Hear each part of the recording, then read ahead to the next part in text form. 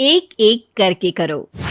अंजलि की शादी कर ससुराल पहुंचने के साथ ही उसकी सास के हुक्म शुरू हो जाते हैं। हो गई शादी, बस मौज खत्म।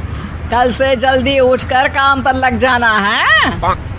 अरे माँ आज ही यहाँ आई है, इसे सब समझने के लिए कुछ दिन तो दो। मेरे और बहू के बीच की बात है, तू घर के मामले में ना बोलियो। इस पर जतिन वहाँ से अपने कमरे में चला जाता है और सास अंजलि को काम की लिस्ट सुनाने लगती है। सुबह पहले घर की सफाई करनी है, फिर कपड़े धोने हैं, साथ में खाना भी बनाना है। एक की वजह से दूसरा काम रुकना नहीं चाहिए है। जी मम्मी जी ठीक है। ये कहकर अंजलि अपने कमरे में चली जाती है। अंजलि, मम्मी हमेशा बोलती थी बहू आएगी तो उनका काम हल्का होगा, पर मुझे नहीं पता था कि वो काम हल्का करने की जगह टाल ही देंगी। कुछ नहीं होता, ये सब मैं अपने घर में भी तो करती थी, मुझे आदत है, कोई दिक्कत नहीं होगी। ठीक है, पर अगर कुछ हो तो बता देना।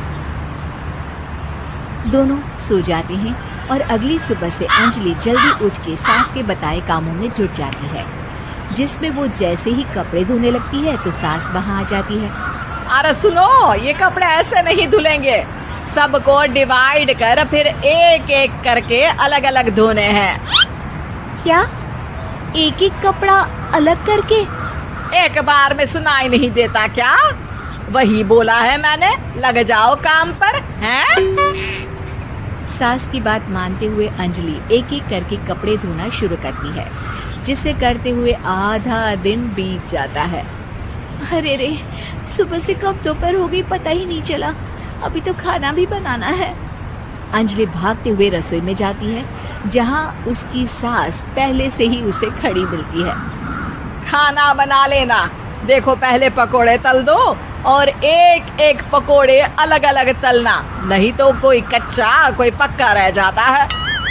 सास की हर बात में एक एक की कहानी अंजलि के समझ में नहीं आती, लेकिन फिर भी वो बिना कुछ बोले काम करती रहती है। अगली सुबह फिर वही शुरू होता है और सास एक बार फिर खाने के समय रसोई में आती है। आज क्या बन रहा है? वो जतिन ने भिंडी की सब्जी, रोटी और धनिए की चटनी बोली है, इसलिए वही बना रही हूँ।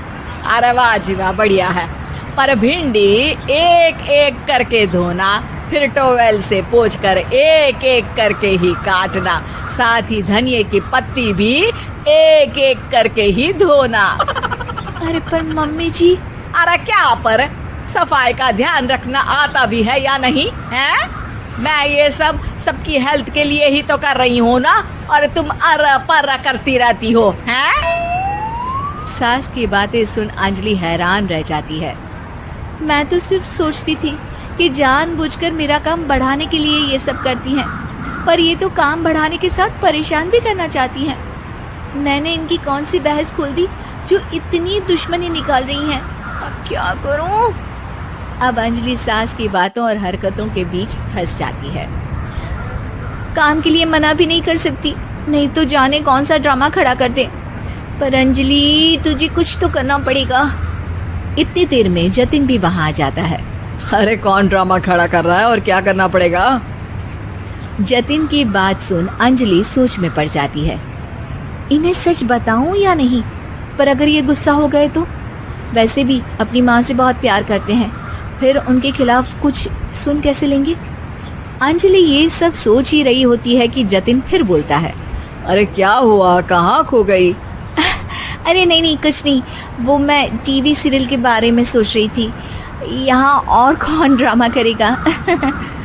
अरे तुम भी ना, चलो मैं चलता हूँ।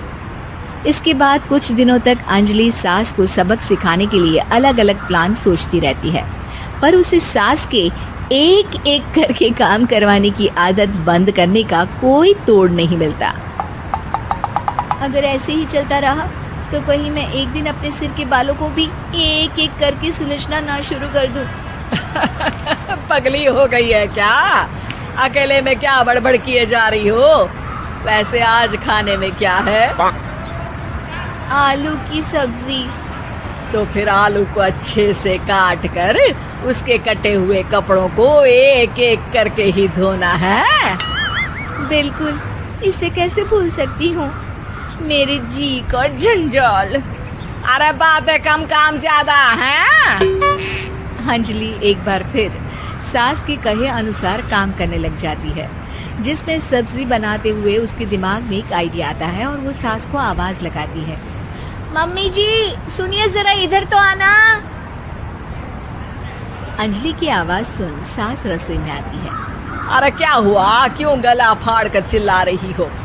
कुछ नहीं, वो सुबह कपड़े धोने की जल्दी में नहाई नहीं थी और अब शाम की पूजा भी करनी है, तो आप जरा सब्जी देख लीजिए ना, तब तक मैं नहा कर आती हूँ।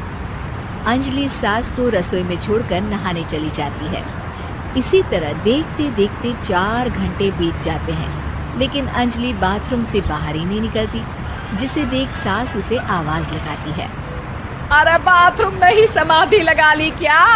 यहाँ सब्जी बनकर ठंडी भी हो गई और अभी तक तेरा नहाना खत्म नहीं हुआ। मम्मी जी जैसे आप कहती हैं ना, मैं वैसे ही एक एक करके अपने बाल शैम्पू कर रही हूँ, तो अभी 3 घंटे और लगेंगे। तब तक काम और जतिन को खाना सर्व करना आप संभाल लेना। इस तरह अपने नहले पर बहू का दहला देख सास शॉक्ड रह जाती है, जिसके बाद से घर में एक एक करके करने का आलाप बंद हो जाता है।